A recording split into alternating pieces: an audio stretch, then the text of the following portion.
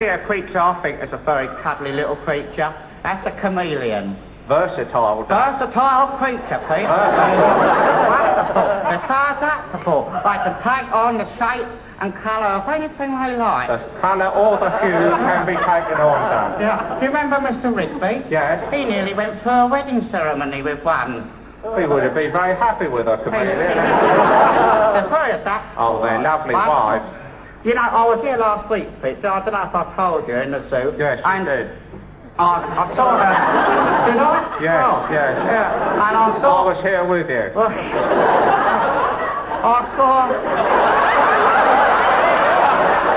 I saw this sign saying topical fish this way. Well, great, you know, see a few topical fish, get a few up-to-the-minute comments on current affairs, you know. You thought you'd see some, you know, topical barbs about the situation in the world today. That's right, yeah. What did you see? What did I see? I go in there, such a lot of fish floating about. That's more timeless than topical. Nothing topical there. Now, I'll tell you what you've done. What you've done, you've got into the tropical fish department. Oh, I see. That's tropical rather than topical, you see. And what has happened is, during the winter months, during the gales and the blustery weathers, sometimes some of the letters become dislodged, you see, because of the gales. And obviously the letter R has become dislodged in this case. I was talking to the keeper about it, actually, and he said that very often, during the winter months, his R's blew off. He found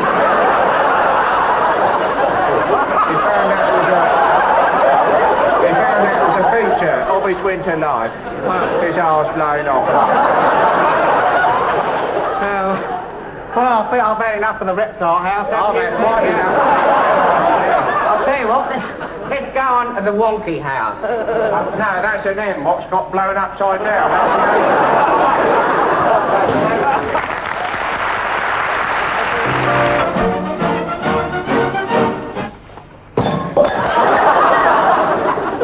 Good evening.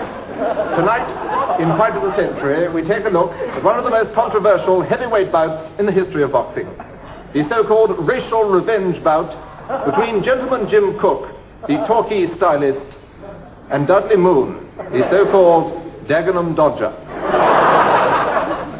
The year 1890. At Ascot, the Aga Khan wins the Derby, a surprise to many of the horses who had entered. They win a thrilling FA Cup final. And in faraway Munich, Germany, a young man has not yet been born. His name, Adolf Hitler. The Dodger had sworn to avenge the white race. For years he had taunted his opponent with the charge of being both a coward and a Negro.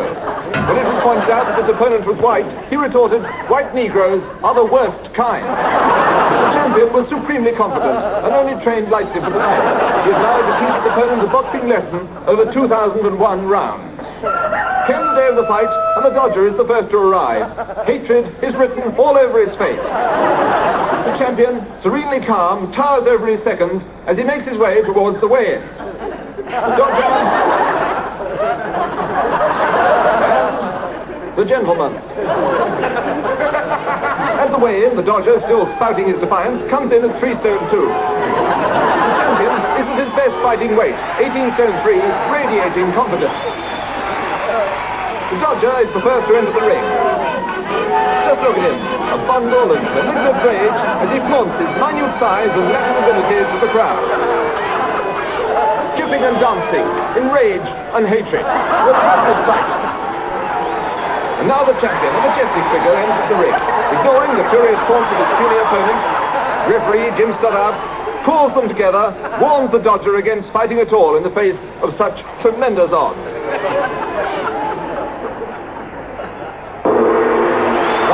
The champion easily holds on to finish the man of the Dodger. The question that raised on everybody's lips, could the inferior height, weight, reach and ability of the challenger prevail against the greater size, strength and skill of the champion? On the face of it, the answer seems to be no. There seems always to be a measure of desperation about the Dodger's tactics, even in these opening minutes. He hopes with his opponent's superior reach. But his ingenuity begins to show itself in a few moments, as, at last, he begins to make skillful use of the ropes. There he is, beginning to tie up his larger opponent. Referee not altogether certain of these tactics. It is now 5 fight.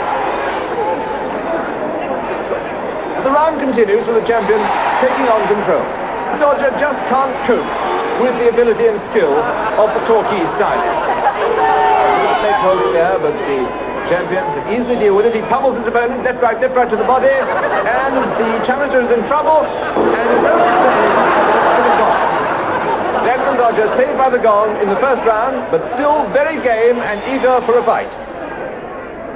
The champion is a baronet from Devon. His hobbies are painting and good works. The challenger hails from Dagenham and uses his spare time for wife-beating. The second round follows the pattern of the first.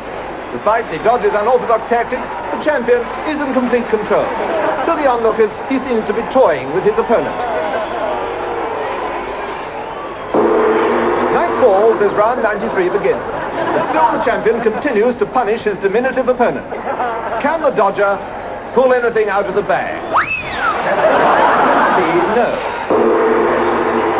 The round 2000 showed the change in the Dodger's tactics. Even so, his tremendous weakness and inability seem to be exacting their toll. Indeed, the end is near. The fatal round 2001. Will the champion keep his promise? The answer seems to be yes. Controversy still rages over the knockout punch. Was it a flick or was it a shot? We shall never know. But the moral of the fight is clear. A good big un will always beat a rotten little un.